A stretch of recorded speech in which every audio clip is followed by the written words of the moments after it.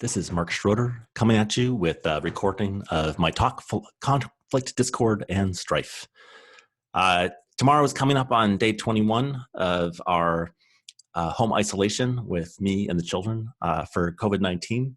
And if you're like me, then the topic at the front of your mind as you are cooped up, social isolating from others with the people you love the most is interpersonal conflict. It's a topic I've been thinking about a lot for the last couple of years, and this talk is my best effort to summarize some of the progress that I've been making with it so far. I just want to say up front that there's a lot that I won't be able to tell us about conflict. There are many features of interpersonal conflicts that are difficult to get over, that involve all kinds of irreconcilable aims and sheer assholehood on the part of one or more of the participants. And I have nothing to say about those. But part of my philosophical interest in the topic of conflict is the thought that since conflict is behavior, and behavior can in principle be given rationalizing explanations, there's much that philosophers might have to offer in helping us to understand some of the ways in which people who are well-meaning could get into conflicts. And that might give us a way, by starting with the case of conflicts between well-meaning people, might help us to understand the dynamics of conflict and some of the ways in which conflicts can arise and persist, even in some of the worse and more difficult cases. And so my focus for this talk is beyond the cases of conflicts between people who care a great deal about one another and have each other's ends at heart.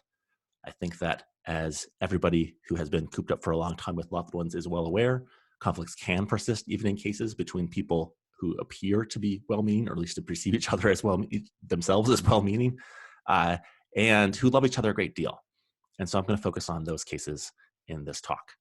I should say up front, if you found your way to this talk and are not trained as a philosopher, I'm going to do my best to make everything accessible here and to introduce all of the key ideas. Some of them are going to go quickly because I bring several ideas together. And as a result, not all of them are going to be fully explained. But I hope I say enough to give you the hint of how it might go, and if it interests you enough to find your way into the literature. Fantastic. So what I want to do is I'm going to start by giving some examples of what I hope will be some familiar conflicts. If you're not able to quite admit to finding these familiar from your own relationships, then at least you'll be willing to admit that these are familiar from the relationships of other people that you know. From there, we're going to find our way into the topic of silencing, which is going to be a philosophical tool that I'm going to use in order to explain how it is that some kinds of familiar conflicts can persist in the case of people who are well-meaning. But I'm going to need a particular kind of account of silencing. And the kind of account of silencing that I'm going to need is going to lead us to think a little bit about the nature of persons.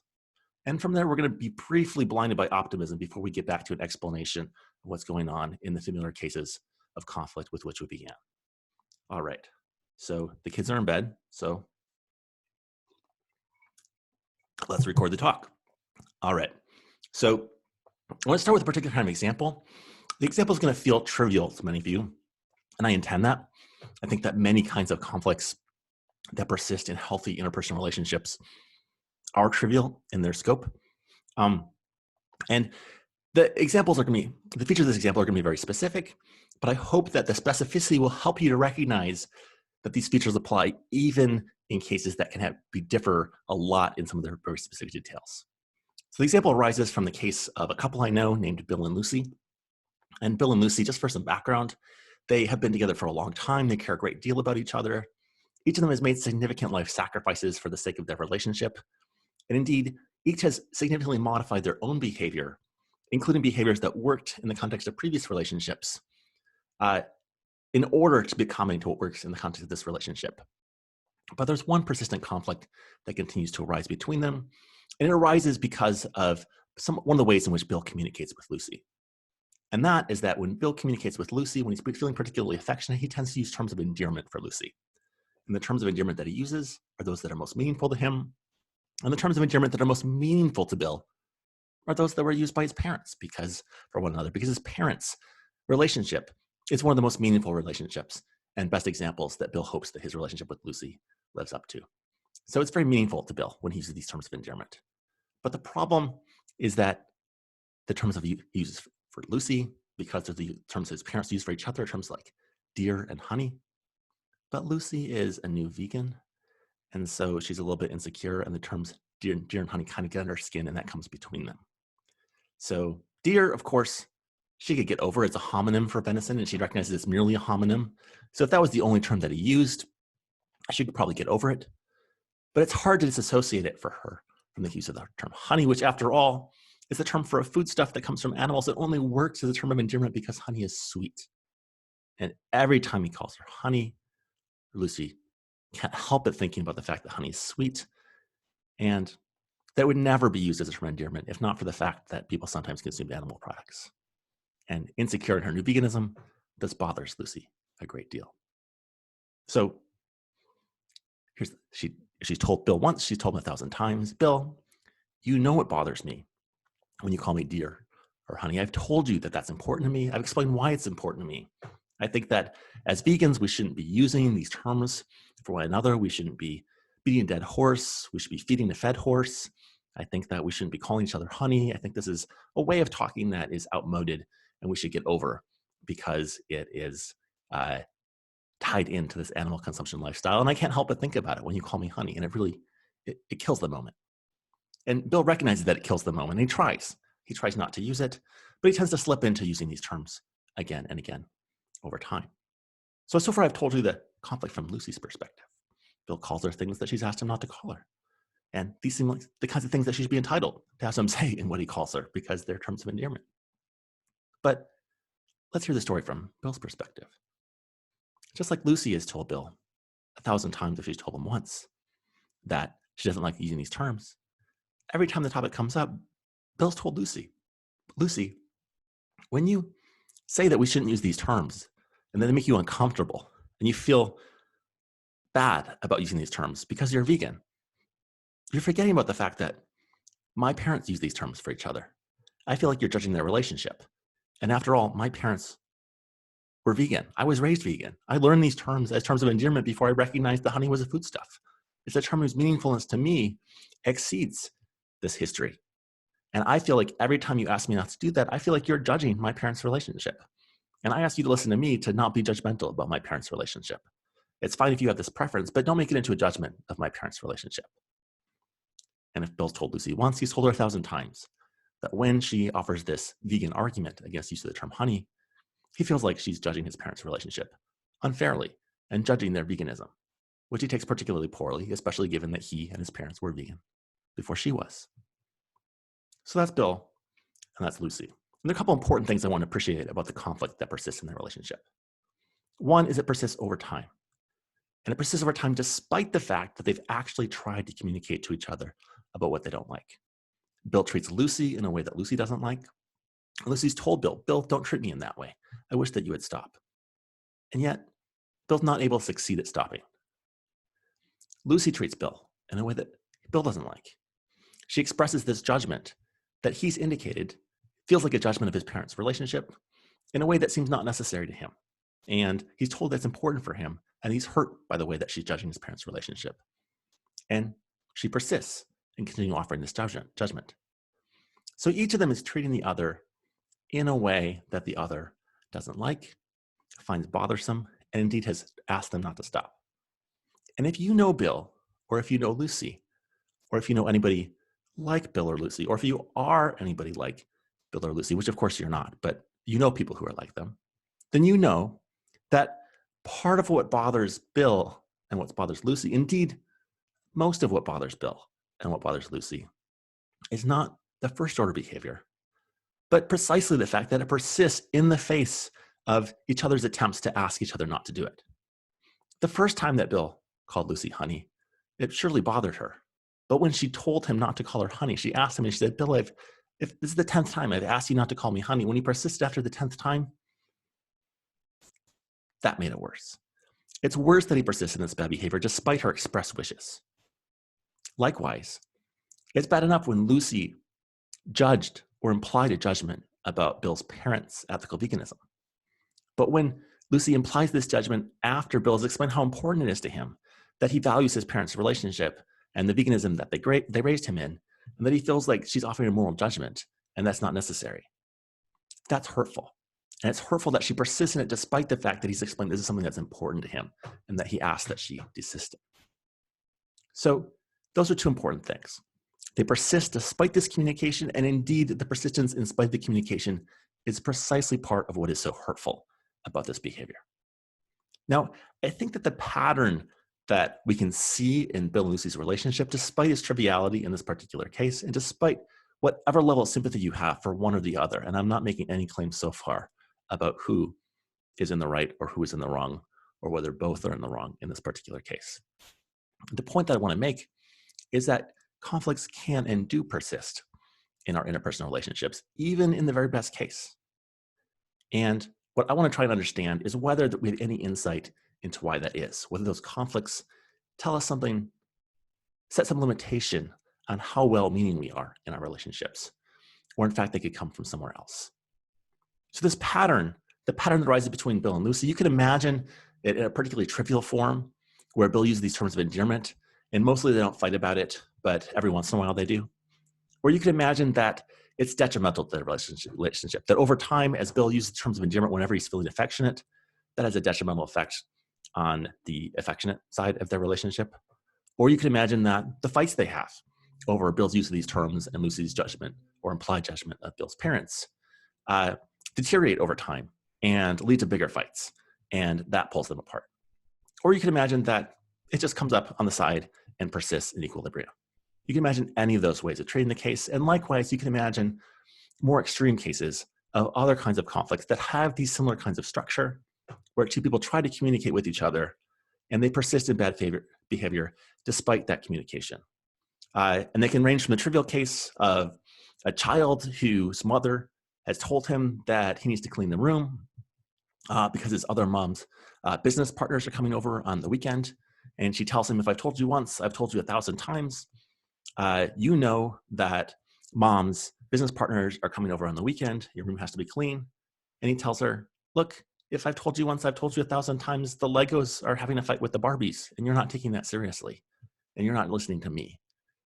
So the child and his mother can feel like both are not being listened to, and can each feel like they're in the right and not being listened to. We can have more extreme cases. In cases of coming out, you could imagine somebody coming out to their parents and feeling like they're not being listened to, and yet the parents also feeling like their values were not being listened to, and that their child hasn't really understood the values that they were trying to teach their child. And that's, in the most uncomfortable and unhappy cases of coming out, part of what can happen. And both can persist in feeling like they're not being listened to, even though they've tried to explain their position to the other person.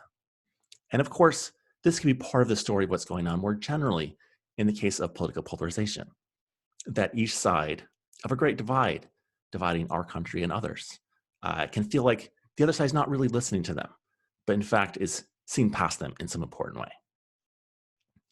So one of the important observations that I want to make, I'm going to focus mostly on the case of Bill and Lucy and not on all of these applications, although I hope that what I say about Bill and Lucy will have some of these more general applications and might have something to offer, is that there's a clue for philosophers here that there's something puzzling. And what I find puzzling is the stability in Bill and Lucy's relationship, that over time, despite of these efforts to communicate, that Bill and Lucy could continue to treat each other in the ways that they do.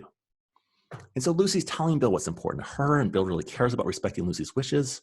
We've got strong evidence that he really does care, because we know he's made important sacrifices in the past in order to accommodate Lucy's wishes, and even changed important aspects of his own behavior for what was important for his relationship with Lucy. But something about this case, he's not trying hard enough to change his behavior. So it's not enough to say that Bill's got a bad habit, or that he falls into this habit. The more this persists over time, the more evidence we have that Bill's really not trying hard enough in order to be responsive to Lucy's expression of her wishes. And that makes it look like maybe Bill isn't really as well-meaning as he seems. Why else is he not trying so hard? Likewise, in reverse, Bill tells Lucy what's important to him, and Lucy really cares about respecting Lucy's wishes. Lucy really cares about respecting Bill's wishes, and we have evidence of that. We know that she cares about this because we know that she's made important sacrifices in the past. But still, she's not really trying hard enough to change her feelings. And it would be one thing if this happened once, but that we can explain that by or several times. We can explain it by habit that she falls into. But even habits are kinds of things that we can adjust over time, especially when we recognize that they're important to our loved ones. So the trick is how to explain what it is about this particular thing that makes it look like it could reasonably seem to Bill like it's more important than what Lucy's wishes are in this particular case, and how it could seem like it's more important to Lucy than what Bill's wishes seem in this particular case. This is the conflict that makes it look like this kind of persistent conflict in the face of attempts at communication really tells us that Lucy and Bill must not care as much about each other as they seem to. Otherwise, why are they not able to manage themselves in a way to fit with their goals to get better along? All right. So the answer that I want to give to this is me grounded in the concept of silencing, which has come to play a really important role in feminist philosophy, in particular feminist philosophy of language. And so that basic phenomenon of silencing, which I'm going to have more to say about as we go, is that someone tries to communicate, but is not successful at being heard. Or there's some other obstacle that maybe it might even prevent them from making the choice to try to communicate. Although in all the cases that we'll be interested in, they're trying, but not successful at being heard. So the idea is that conflict could come from misunderstanding that results from people being silenced in a systematic way.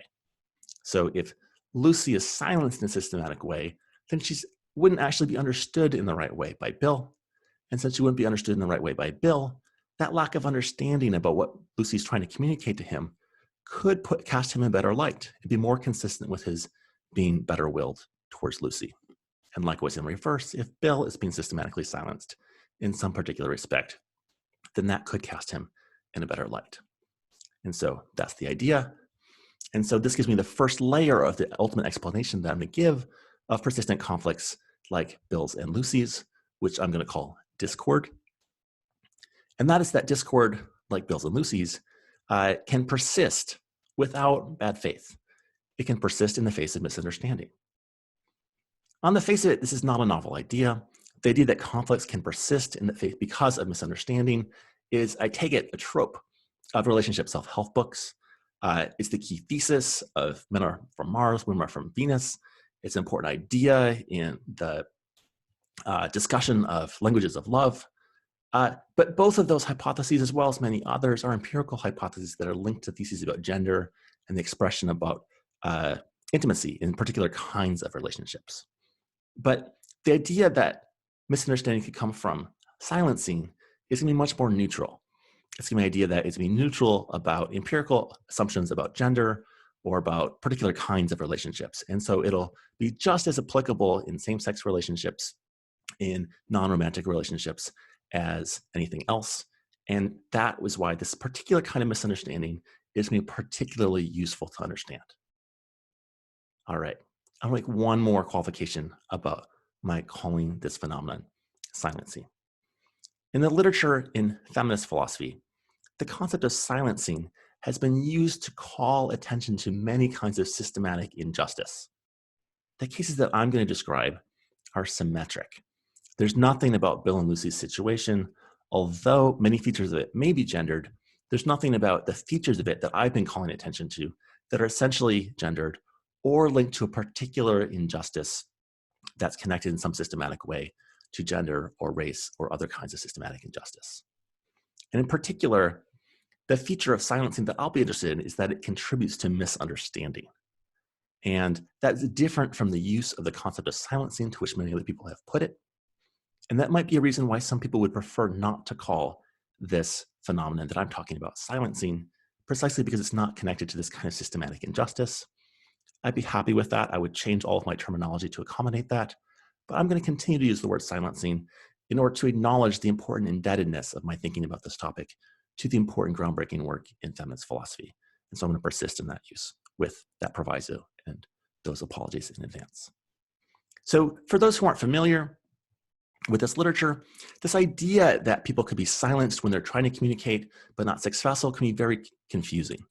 It can be clear how it is that if somebody, for example, is under a legal gag order because they've signed a legal settlement with somebody and there's an order not to talk about something, that they could count as being silenced because they're literally not talking. Or similarly, how a conservative student on a college campus might feel silenced because they experience strong disincentives to speaking up because they fear what the effects will be on their grades or on the judgment of other students. Both of those kinds of silencing are cases in which somebody's prevented from speaking up or saying something at all. But that's not what's going on in the case of Bill and Lucy. Bill and Lucy are both trying to communicate. So it's important that this is going to be one of the more interesting, puzzling kinds of silencing that's going to take some theory in order to understand.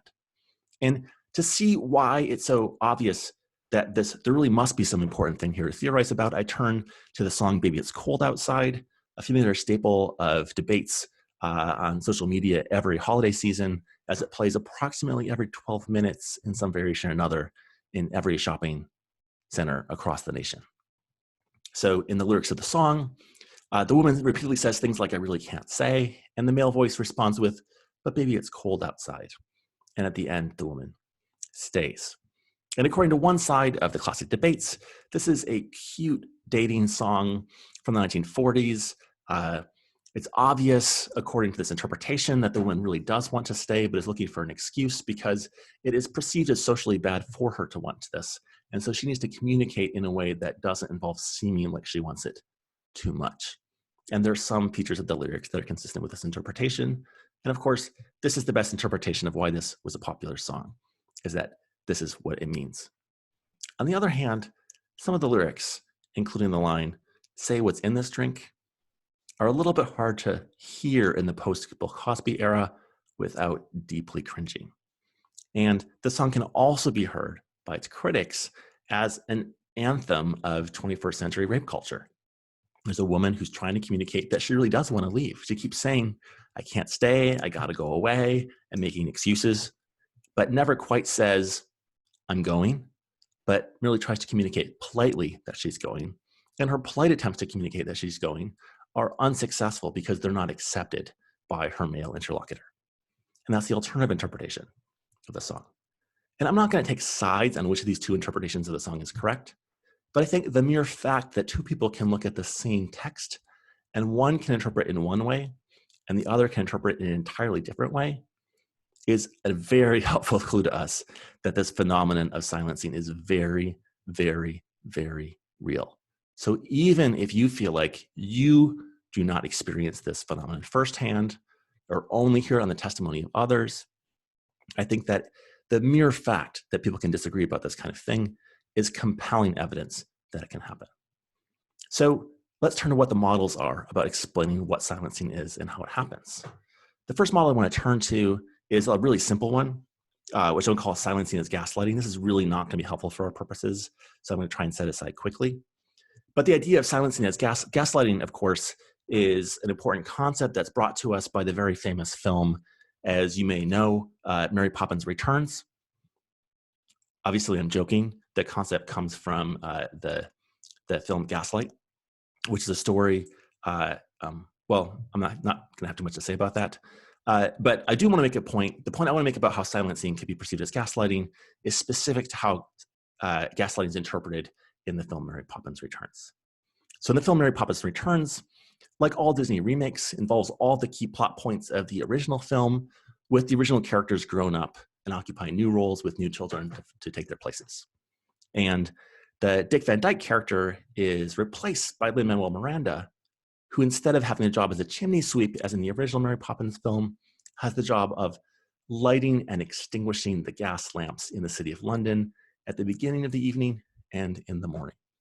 And it's quite clear that the writers of this screenplay intended to interpret this as a specific reference to the concept of gaslighting as used in popular culture and based on the original film Gaslight, because Mary Poppins quite repeatedly says things like, while doing something magical, saying things like, "Of course, that's not what's going on.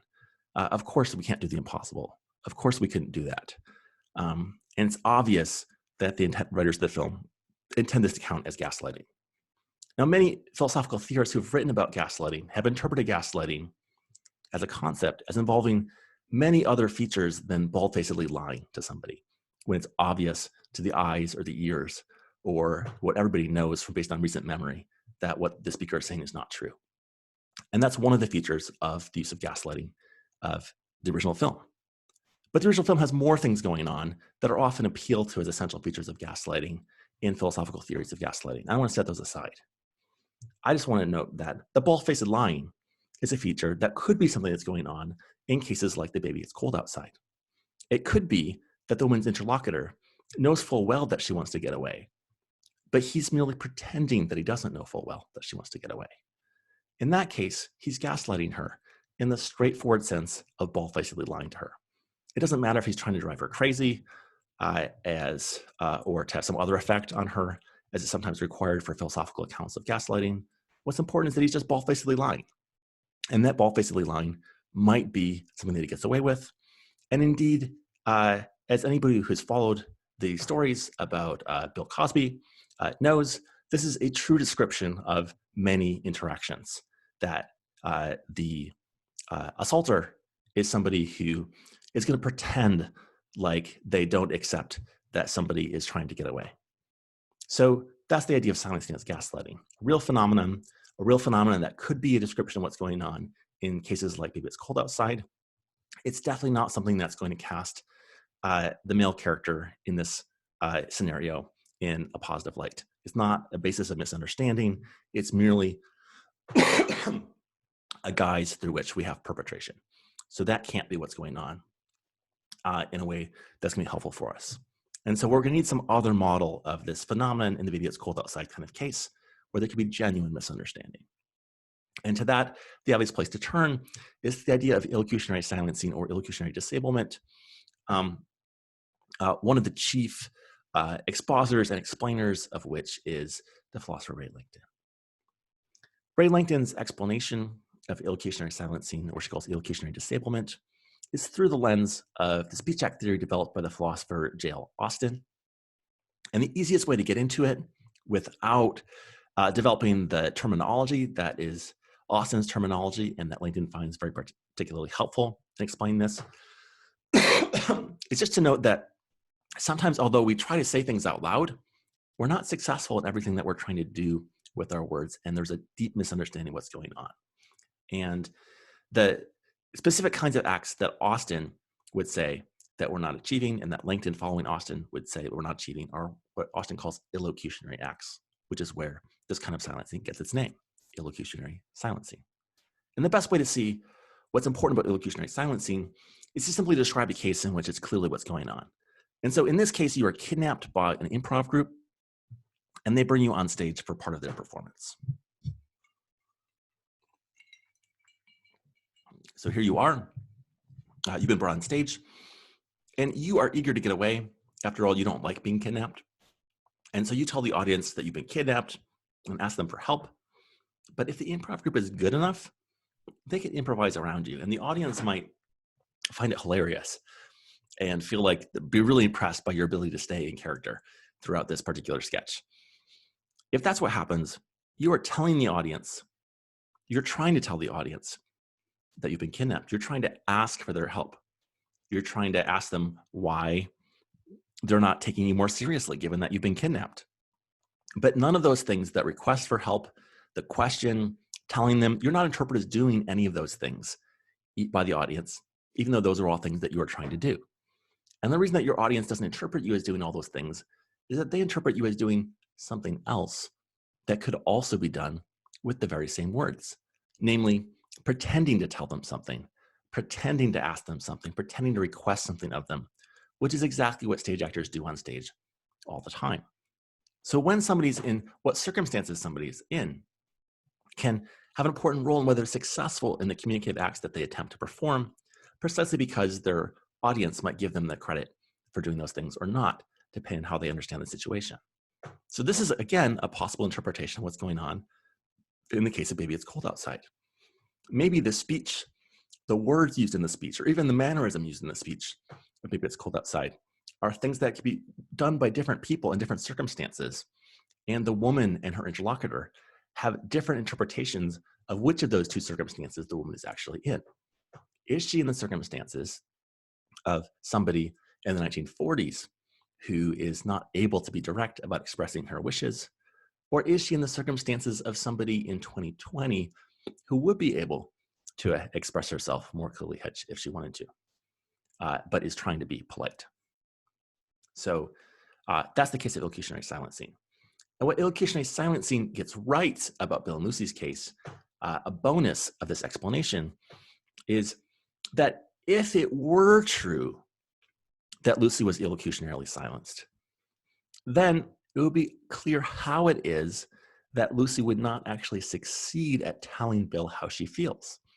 Because when she tries to tell Bill how she feels, she would be interpreted by Bill as doing something else other than trying to tell him how she feels. And if that were the case, since she never told him how she felt, since she never told him how she felt, that could explain why it is that Bill could, in good faith, not understand how she really feels. And if he doesn't really understand how she really feels, that could explain how it is that he's not going to respond in the appropriate way. And of course, the same points would go if Bill is the one who's silenced. Notice, of course, that this kind of silencing doesn't turn on whether there's somebody who does the silencing to someone. It merely turns on whether somebody's in the condition of being silenced. Okay, and that's going to be important. That doesn't have to be something that is done to somebody in order for this explanation to obtain. Indeed, if it were done to Lucy by Bill, that would not be consistent with good faith in the situation. So it's important for this to work. That's a situation that somebody's in without it being done to them by somebody else, as of course is the case with the improv comedy where they bring you on stage and that does it to you, okay? But there are also some cons in the way that this explanation is going to work. And the first important con is that there's no good explanation, I think, of why it would be that Lucy would happen to be silenced with respect to these particular things. Nor, I think, is there a good explanation of why it is that she would be silencing the particular pattern that she would need to be in order to explain this persistence over time, or why it would persist over time. In order for it to really work as an explanation, the illocutionary silencing explanation would have to explain why it is that Lucy is silenced not only with respect to telling Bill how she feels, but with respect to asking him to stop, and a wide variety of related speech acts that are going to be connected to the same topic, because she's going to try it in different ways to communicate. And if those fail, she will escalate and try to be even more clear at different times. Nor is there a good explanation of why it is that this silencing will persist over time throughout the relationship. So early in the relationship, late in the relationship, throughout it, she'll continue to be illocutionarily silenced.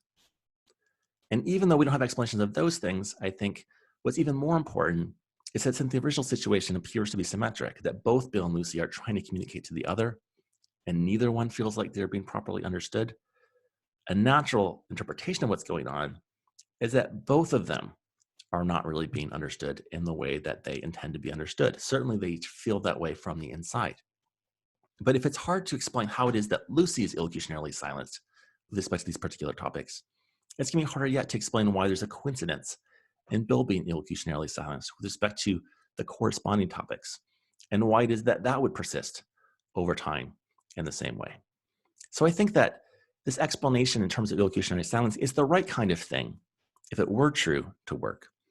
But it seems very unpromising to think that it's actually true about reasonable cases like Bill and Lucy.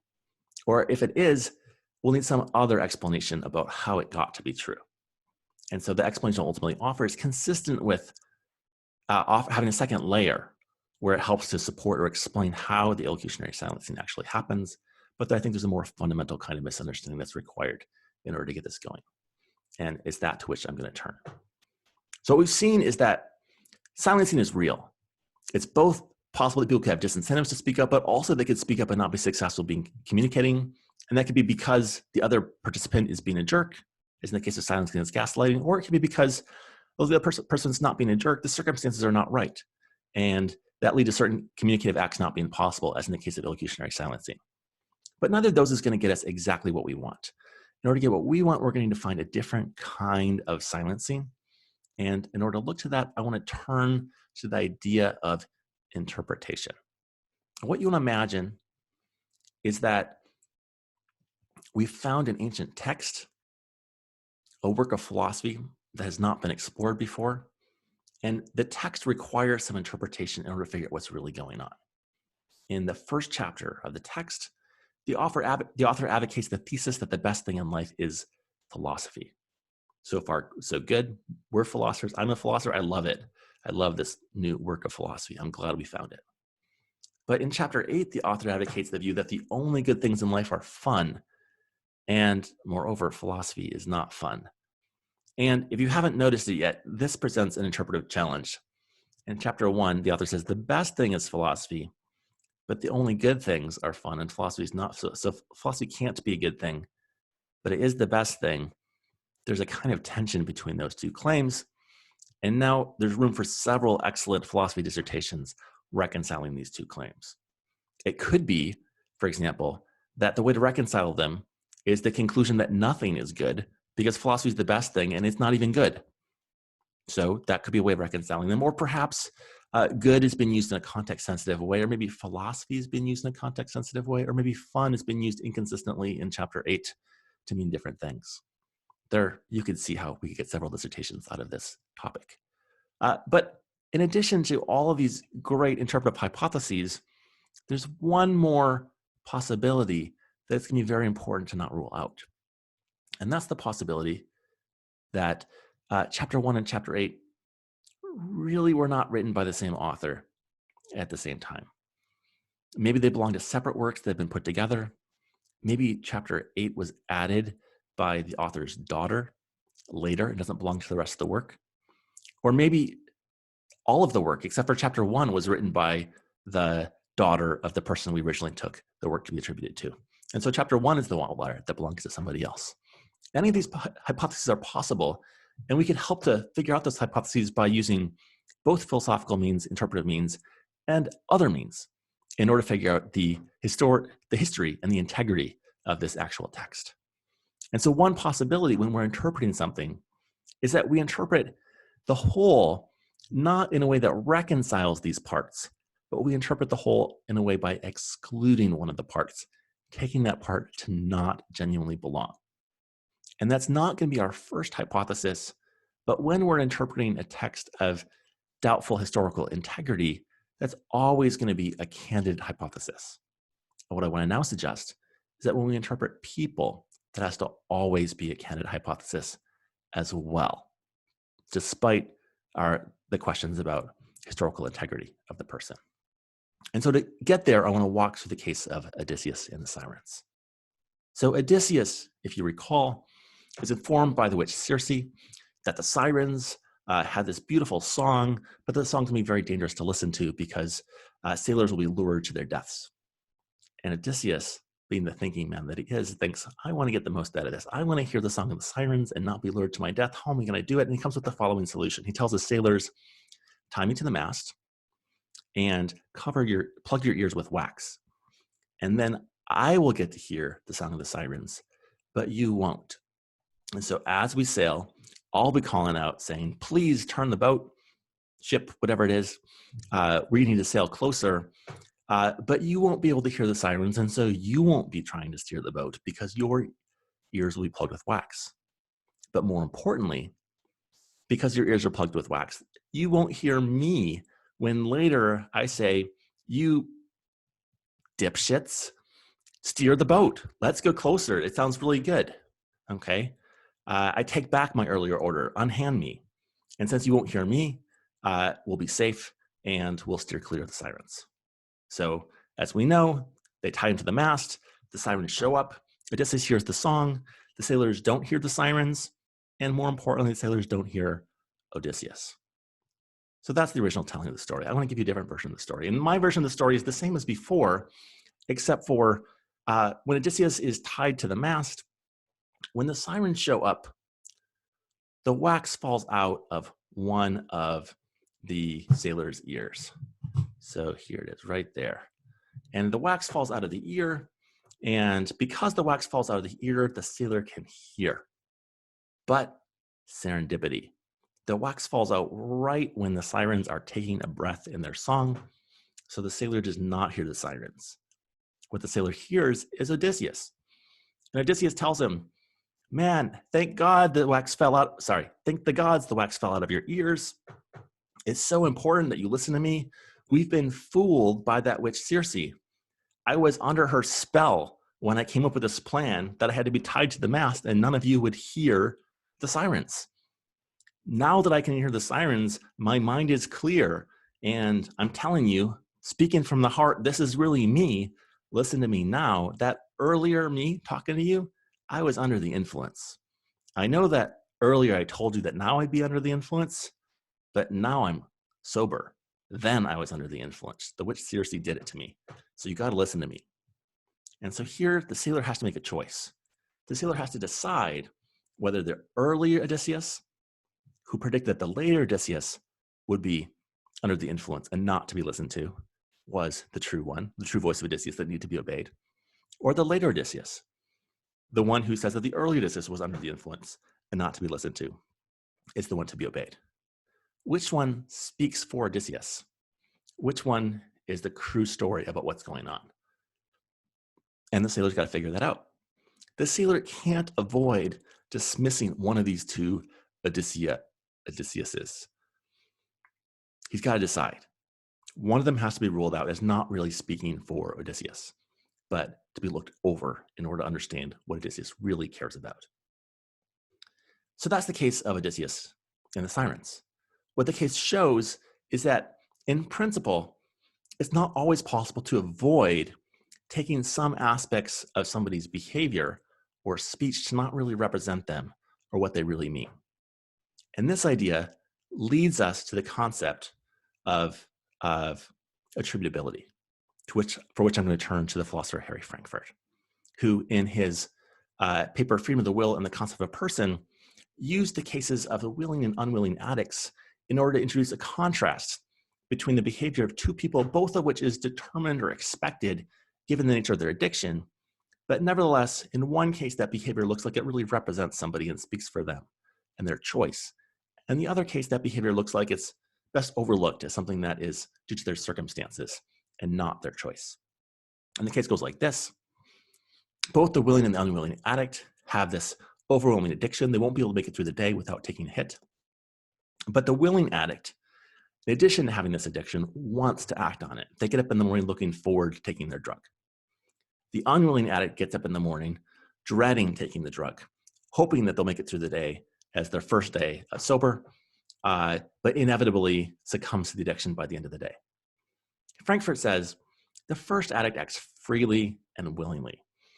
When they take the drug, that represents their choice. Of course, it was inevitable they would have made the choice anyway. Had they decided not to make it, they would have failed. But that doesn't change the fact that it was their choice, according to Frankfurt. The unwilling addict is different. In the unwilling addict, it does not represent their choice. They're not a protagonist in the situation of taking the drug. Rather, taking the drug is inevitable given the predicament that they find themselves in. And so it's best explained in terms of their predicament rather than their choice as a protagonist.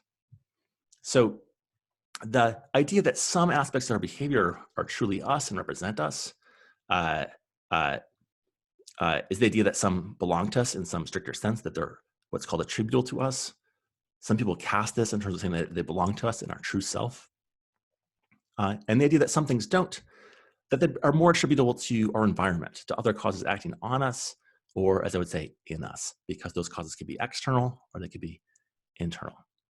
So that's the idea that some things are attributable to us and some things are not.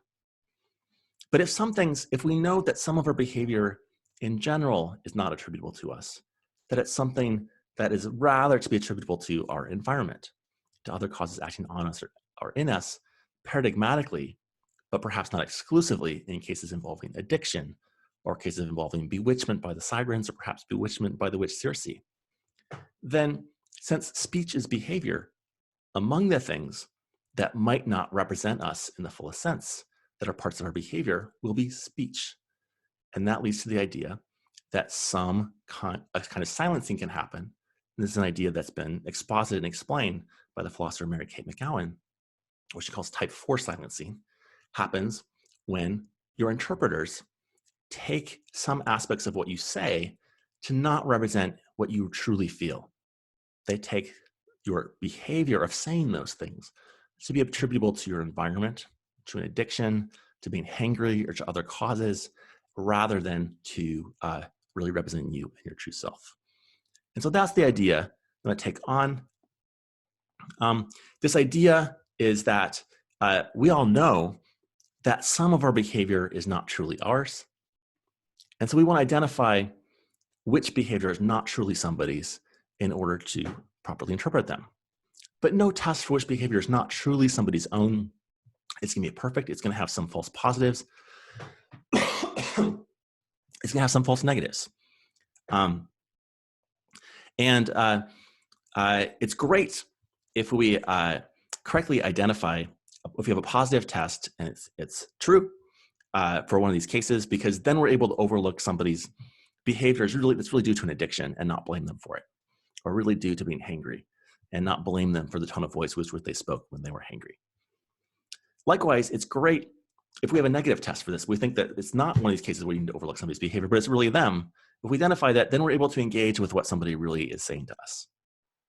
But if we have a false negative test, that's going to be a case in which we think that something is really somebody's behavior that speaks for them, but in fact, it's not. And that's not going to be awesome. It's going to be a case like we continue to get upset with somebody for snapping at us while they're hangry, when really the right interpretation is that they were just hangry, and it's not worth getting upset about. But the other kind of false test is to be a false positive. A false positive for identifying these cases in which we should overlook somebody's behavior is to be a case where we think that some aspect of somebody's behavior or speech is something to be overlooked is not really them. We think, oh, they said that because they're hangry. They said that because they're in the grip of an addiction. They said that because of some other cause that's to be overlooked. But if we're wrong about that, if it really does represent them, then there's something that they're really trying to say to us, something that they really mean, that represents them in the fullest sense, and we're overlooking it. And so these false positives for identifying cases of somebody's behavior that's to be overlooked is not really being somebody speaking for somebody's true self. Those are going to be silencing in a very natural sense. That's a case where somebody's really speaking, they're really performing real illocutionary acts. We even recognize that they're performing those very illocutionary acts. It's just that we don't take them to be performing those illocutionary acts themselves or as representative of their true selves, but they're performing those illocutionary acts as another aspect of their behavior. And so I think it's helpful to give a more descriptive name than Mary Kate McGowan does for this kind of silencing. I call it attributive silencing. Attributive silencing, in the strict sense, happens when there's some aspect of what you say that it really is you saying it. It's properly attributable, saying it is properly attributable to you, but your interlocutors or your interpreters interpret it as not attributable to you. And so you don't succeed at helping them understand that this really speaks for you. And that could be even if you say, hey, you know this attributive silencing thing, I think you're attributively silencing me. It could persist in the face of trying to say that. Because if your interlocutors also attributively silence you over your attempt to say that you feel like you're being attributively silenced, taking that to be part of your hang-up or your addiction, or of course what you're going to say once you head down that road, then you'll continue to be attributively silenced. You won't be able to communicate your way out of it. All right. And this leads to the second layer of my explanation. So remember, the first layer of my explanation turned on the idea that we could use silencing in order to explain a kind of persistent misunderstanding. And that's true no matter what kind of silencing you appeal to. But I ultimately argued that things are going to work best if we have a distinctive kind of silencing. It could be there's some other kind of silencing that's distinct from what I call attributive silencing, but also distinct from the kinds that I argued wouldn't work. That's fine. If you find it, more power to you. That will help you explain interpersonal conflicts. But if you come as far with me as I've come so far and appeal to the concept of attributive silencing, then we have, I think, a second layer to my explanation that I can offer you if you come this far with me with my explanation. And that second layer is that we get a kind of inevitability of this kind of conflict. Because attributive silencing is going to be inevitable. Because we want to overlook aspects of somebody's behavior that result from being hangry, being tired, and other circumstances, and recognize that those are not really speaking for them, but in fact are things that are to be overlooked in order to more correctly identify with what really is them. In order to be able to look over some of these aspects of somebody's behavior, because there's no perfect test, and every test is going to have some false positives, all of us, no matter how well-meaning we are as interpreters, are inevitably going to be led and given the best meaning and the best, most rational ways of interpreting somebody else, are inevitably going to be led to sometimes attributively silence other people. And so it's inevitable that we'll get some kinds of conflicts that could persist because of attributive silencing. So that's the second layer of my explanation. All right. How does this lead us to persons? Well, Frankfurt argues in framing the will and the concept of a person, that if we want to understand which aspects of somebody's behavior represent their choices are really them, and which aspects of somebody's behaviors are not really them, that ultimately is going to be grounded in our philosophical theory of the nature of persons. For Frankfurt, in the original article, persons are constituted by their wills, and your will is a particular kind of second-order desire. So the actions that are truly yours are the actions that are caused by this particular kind of second-order desire, namely the kind that constitutes your will, and therefore you as a person. So for Frankfurt, this particular account about the nature of persons informs his answer about which aspects of somebody's behavior are genuinely them. And that answer is that it's located somewhere in your head. It's a particular kind of psychological state. And that particular kind of psychological cause is the cause that makes something genuinely you. This is a feature that Frankfurt's account of which things, aspects of your behavior or your character are properly attributable to you and which are properly just attributable to your circumstances or your predicament, as I would put it, has in common with many other accounts. I lost track if that was grammatical. It's the thing that Frankfurt's theory has in common with many other accounts of attributability. But on any of these accounts where there's a distinctive kind of psychological cause or some disjunction of psychological causes or a condition of psychological causes that different ones can satisfy given some other psychological condition, on all of these views, it's something to be found inside the head.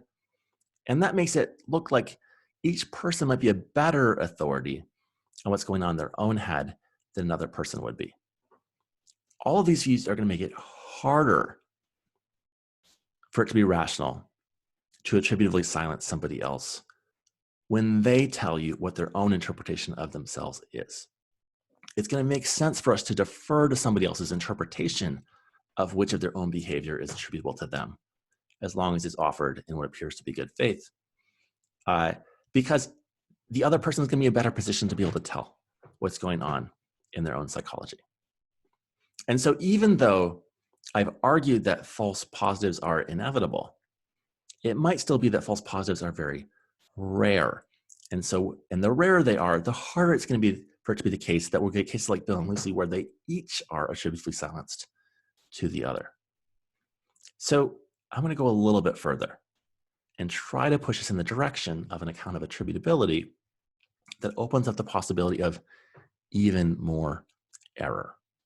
And I'm not going to be able to fully defend that account here, but I want to sketch some considerations that start to push us in the direction of where such an account might come from and what it might look like. And then at the end, I'll try to show you what the payoff is about going this far along with my explanatory story. So to begin this look for an explanatory story, like Frankfurt suggests, I suggest that we focus on the nature of persons. And for that, I want to focus on the views of Immanuel Kant. Kant drew a very sharp distinction between persons and ordinary things. Persons, Kant held, act by their conception of laws, whereas things are governed by laws of nature. And this distinction is really helpful. It helps us to understand why persons are things to be reasoned with and engaged with and listened to, and why it is that when we dismiss somebody's behavior by taking it to be merely a product of being hangry, but we're wrong, they really were trying to tell us something important, they really were upset, that feels diminishing. If I'm angry at you and I'm trying to tell you how I feel, and you're like, here's the Snickers, I feel brought down, I feel like I'm not being listened to, and in particular, I feel like I'm being treated like a thing and not like a person. And Kant's idea helps us to explain that. If things are governed by laws of nature, what you've done is you've treated my behavior as predictable according to laws of nature. It's the kind of behavior that would happen for somebody who was hangry.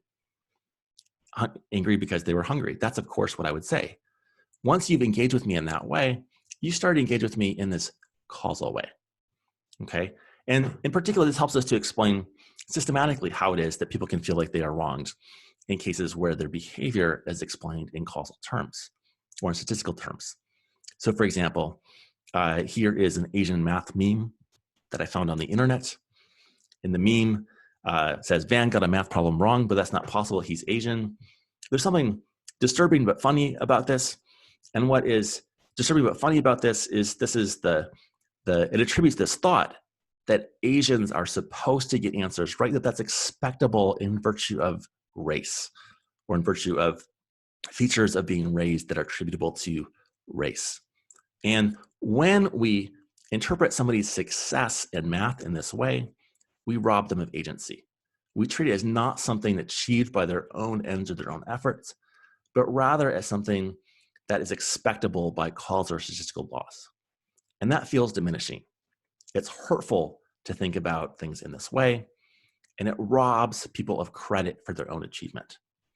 And once you recognize that that's true, the Kantian has a diagnosis of why.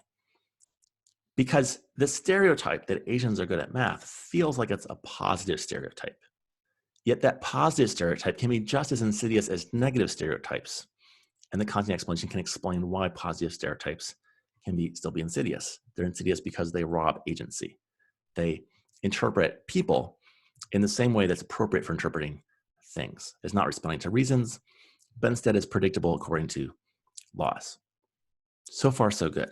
This Kantian idea of the distinction between persons and things is, I think, being very helpful, in part because it speaks to all the cases that we have so far. When the sailor has to decide between the two interpretations of Odysseus, the sailor has to decide whether to interpret the early Odysseus as really telling him something for reasons, or instead as explained in his behavior by the enchantment of the witch Circe. And similarly, he has to decide whether the later Odysseus is telling him something for reasons, or instead as engaged in behavior that is best attributed to the enchantment of the Sirens. Bill and Lucy, in interpreting each other, have to make a choice. Is Lucy telling me what she thinks Bill has to interpret? Or is Lucy merely saying this because she's hung up on being a new vegan? And once she gets over that hang up, then she's not going to feel this way about it. And Lucy has to interpret, is Bill telling me what he really thinks? Or is he just fixated on his parents' relationship? And if only he could over his parents' relationship and worry about our relationship, he could let go of it. Both Bill and Lucy have open to them the possibility of interpreting each other, not as just saying something to be engaged with, but also as saying the kind of thing that's predictable given their circumstances. And if you know anybody like Bill and Lucy, of course it's not you, as I said before, but if you know anybody else who's like Bill and Lucy, then you know that they may be prone, in fact, to interpret each other in these kinds of ways. If Bill is not fully listening to Lucy and not fully taking into account, it might be because he dismisses it a little bit as being what she really cares about. And maybe it's something that's passing or that she could get over, or that isn't the part of her who is stuck on it, even if she never gets over it, is not the most important part of her. It's just to be predictable given her circumstances and tolerated. So far, so good about Kant. Of course, we know that there isn't this sharp ontological distinction between persons and things. And so, I don't know if we know that, but I certainly don't want to rely on that for the purposes of this explanation. And so we can retreat from Kant a little bit with some ideas from that are deeply Kantian in spirit from Peter Strawson. And Strawson distinguished between persons and things by distinguishing between two perspectives that we can take, or two stances that we can take towards something. We can take the stance of treat persons as targets of reactive attitudes and things as objects of prediction and manipulation. These thoughts are very much in the spirit of Kant. When we engage with somebody as a person, we have attitudes toward them that are appropriate for engaging with somebody. And when we think of somebody, when we treat them as a thing, we do that in virtue, at least in part, of treating them as objects of prediction and manipulation. Things whose behavior is expectable according to laws of nature, as Kant would put it, and that therefore make them eligible for being manipulated in different ways. So this Strawsonian perspective, I think, will be most helpful for us to not cast this in the ontological mode of there being two things, persons and things, but rather two ways of engaging with something, to engage with it as a person and to engage with it as a thing. And what I want to propose is that there's a relationship between engaging with something as a person and engaging with it as a thing that allows us to set aside some aspects of a person's behavior as the thing that doesn't really represent them. And when we do it, we think about those aspects of their behavior in a thingy way. We treat the way that somebody snaps at you when they are hangry as not really them. It's not a person kind of behavior, but it's something that's predictable given the causal law that when a cat's got to eat, a cat will be angry. Where it's a metaphor, where they're the cat. So that's the idea. And this mode of interpretation that I want to suggest we're engaged in all the time allows us to see past all kinds of aspects of somebody's behavior. And we even do it in very intuitive ways that are not very clear to us. It doesn't mean that we don't know that it's there, but we overlook it all the time. In the same way that you can look at this picture and see that the sidewalk is uniformly colored, and only if you had to replicate it in a painting, reflect on the fact that in fact the sidewalk is dappled into many different colors. The way that you see the sidewalk as dappled is something that you register but see past in order to see the sidewalk as uniformly colored. And I think that I want to suggest that in fact we look past aspects of people's behavior all the time as not really them, but it's just to be expected given the background. So take the case so when my wife first introduced me to her family when we were dating in college, of course she wasn't my wife then, I met her grandfather who had recently had a stroke. And everybody warned me that he had recently had a stroke and who'd be difficult to talk to, and he wasn't difficult to talk to at all. In fact, he warned me himself. He said, last year I got stoked, and ever since then everything's been a little woohoo. And so I was ready for him to be on cognitive decline. And I didn't notice the cognitive decline. He seemed sharp as a whistle, except for every once in a while he kept talking about how he's doing at college and how he's getting so tall. And I was wondering who was at college and who was getting tall. And then he kept talking about how she's going off to grad school soon. I was wondering who else was going off to graduate school. And eventually it became clear that the visible symptom of his stroke is that he was mixing the case of genders and pronouns. And when somebody's mixing the case of genders and pronouns, it's going to be difficult to interpret them if you follow the normal interpretive strategy of treating the gender of their pronouns as significant, interpretively significant, as something they have a choice for, and then first looking for somebody who matches that gender under some obvious assumption, and then only retreat and look for somebody else once you fail.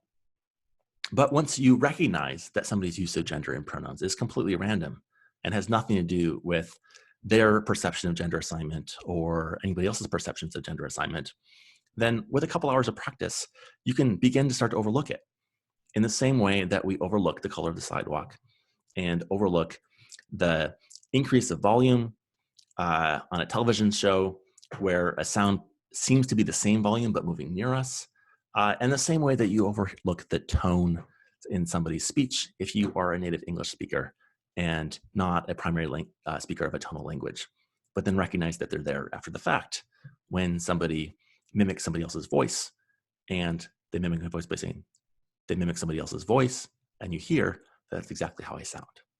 You're hearing the tones all the time, but you're perceiving past them in order to see what they're really saying. Likewise, I was hearing past the gender of my wife's grandfather's pronouns in order to hear what he was really doing. And when we engage with people, that's what we're interested in doing. We're interested in looking past aspects of the behavior that are predictable or just to be expected given the background in order to see what their contribution is. And not everything that people do is their contribution. Some aspects of what people do is just to be expected given the circumstances and given the predicament. So we're always, I suggest, trying to extract the protagonist from the predicament. And there's a lot, it's not just marginal cases where somebody is on drugs where there's a predicament to be overlooked.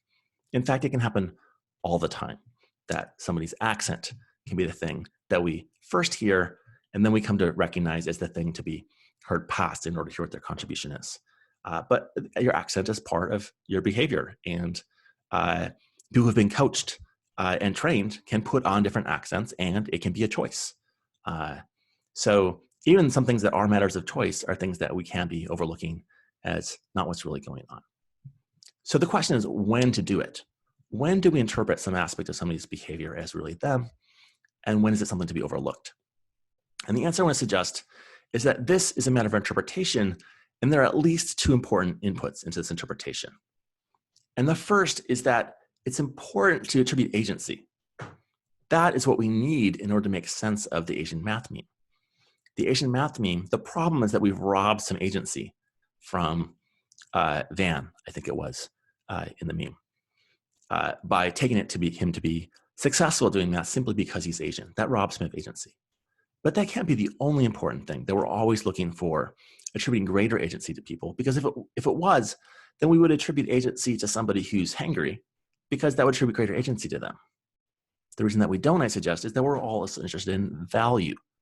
In interpreting somebody, we're looking for not just a more agential contribution, but a more valuable contribution. The cat who snaps at you out of hanger is indeed one of the causes, but by treating that as merely their circumstances or their predicament, rather than their act as a protagonist, that allows us to find greater value in our relationship with them and what they're contributing to that relationship. So those are the two pieces, agency and value. So this interpretation that we're looking for, since it involves value, is a kind, I want to admit, of charitable interpretation. And charitable interpretations are familiar from many other places, and they can be justified in different ways. When I was an undergraduate, one of my teachers, the philosopher Gary Eisenmenger, was famous for all students who graduated from Carleton College as the advocate of what we all knew as Eisenmenger's law, which says that no great philosopher is a damn fool. And Eisenmenger's law is a principle of charitable interpretation. When you're writing papers as a 19-year-old at a college in rural Minnesota, it's a safe assumption that none of the philosophers who've been passed down over hundreds of years to be taught to you is going to be chosen if their ideas are just stupid. Those are all going to be safely weeded out. And so it's safe to apply the principle of charitable interpretation, that if your interpretation is that they're stupid, as opposed to being clever but wrong, then you're making a mistake. So that principle of charitable interpretation is due to self-selection. It's got this justification of selection. We just don't teach the damn fools to 19-year-olds in rural Minnesota. But obviously it can't be that charitable interpretation applies to all people in a way that's justified by selection. It's not just like the case that the bad people or the less agential people died out. It's going to have to follow in some other way. And so it's going to be more perhaps like Davidson's idea that we interpret somebody so that as much as possible what they say is true, in that there might be need to be some constitutive connection between personhood and this norm of interpretation in order to justify the principle of charitable interpretation. And in fact, I think that's correct, but it's not something I'll be able to defend here. What I want to do is, after being briefly blinded by this optimism that we're looking for charitable interpretation, is explain how the value-ladenness of interpretation is going to have an important explanatory upshot for understanding the relationship between Bill and Lucy. So let's go back to the relationship. I told you that the first layer of my explanation is that if we can appeal to some kind of silencing, indeed any kind of silencing, that might help to explain why Bill and Lucy can persist in their treatment of one another rationally and in good faith. They can do it because they don't really understand each other. They don't understand each other because their attempts to communicate are subject to a silencing condition. Not that they silence one another, but that something about the situation puts them in the position of not being unsilenced. The second layer of my explanation relied on the distinctive kind of silencing that I want to appeal to, and that is attributive silencing, or what Mary Kate McGowan calls type 4 silencing. And this account of silencing explains why false positives are for identifying cases where somebody's behavior is properly overlooked as not really them in the truest sense, are inevitable. Where there's been no perfect method of figuring out which aspects of somebody's behavior are truly them and which aspects are not, no matter what your theory is of the underlying answer to that distinction. So it's going to be inevitable that we're sometimes going to do this to people. And since speech is behavior, it's inevitable that will sometimes happen with speech. So attributive silencing is inevitable. It's not something that has to happen itself out of bad faith. And that's important, because it's important not just that Bill and Lucy could be silenced, but that they could persist in being silenced without any bad faith on either's part as well. But now we have a third layer of my explanation. And the third layer of my explanation is optimism. I claim that if the attributive silencing is the explanation of persistence of conflicts, then these kinds of conflicts, the kinds of conflicts that I'm calling discord, arise as a byproduct of an underlying ability that we have to raise each other up. It's our ability that we have to overlook aspects of somebody's behavior, such as they're snapping at you in anger, or they're taking a drug due to an addiction, that we have this ability in interpreting one another to raise each other up, to take each other to be, in a way, the best people that we could be. And it's a byproduct of that we're going to be led into some kinds of misunderstandings when we make mistakes in applying this ability to raise each other up. So I take that to be an optimistic diagnosis of where conflict comes from. But it's really, I think there's really a deep story about how it is that these kinds of conflicts are going to be inevitable, not just inevitable that'll happen sometimes, but inevitable that'll happen often and persistently. Because insofar as the kind of interpretation that feeds into our understanding which aspects of somebody's behavior are really them as protagonists, and which aspects of somebody's behavior are really best understood as products of their predicament that they face as part of their circumstances that they face as a protagonist. That, if that interpretive question is ultimately value-laden, because we're looking to interpret people in a favorable light or to make the best contribution out of them in a way that balances with attributing them greater agency, then whenever our values diverge, we're going to be led into different interpretations of the same person. And when the objective interpretation is ourselves and each other, I think it's going to happen that, for example, Bill's interpretation of Lucy will diverge from Lucy's interpretation of herself. And likewise, that Bill's interpretation of himself will diverge from Lucy's interpretation of Bill. So, for example, Lucy might interpret herself in speaking up about her preference not to be called honey as speaking from a deeply felt preference that's very important to her. Whereas Bill might understand that as speaking from an actual preference that's important to respect, but nevertheless not one that's central to Lucy's character. And likewise, when Bill interprets himself, he interprets his telling Lucy about his being offended by her judgment of his parents' relationship as speaking to something that's deep-seated and a very important part of his character. Whereas when Lucy interprets Bill, she may not interpret that as an important or central part of his character, a real part of his character that he's upset about it, but something that he ought to get over in order to be more authentic to who he really is and better get along with her. And we'd expect those divergences in interpretation if the two of them have divergences in values.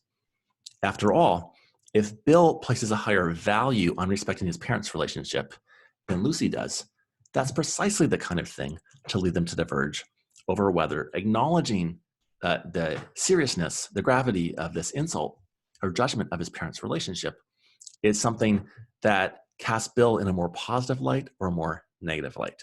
If Bill values it more highly, then taking it more seriously casts him in a more positive light. But if Lucy values it less, then taking it more seriously casts him in a more negative light. And similar considerations apply to Lucy. What's important about this is that it explains how, not only how it is that we'll get this divergent interpretation, but also why it is that Bill and Lucy might be systematically silenced to each other in the same way with respect to the same topics. And that's because the same difference in values that gives rise to the divergence in their interpretations of Bill can also be the thing that gives rise to the divergence in their interpretation of Lucy. Indeed, the more closely people are connected to one another as part of the same relationship, the more likely it is that the same values will be in play in interpreting the significance of each of their behavior. And once all those values are in play, it'll be very difficult for it to turn out that we could diverge over our interpretation of Bill without a complementary divergence over our interpretation of Lucy. And that indeed was the hardest thing for accounts of silencing to explain, is why it is that these are going to pattern together. And I think that the way that they're grounded in divergence of values offers a very attractive, closely fitting account of why it is that they're going to diverge together. Next, I think that this account it gives a satisfying symmetry to these cases.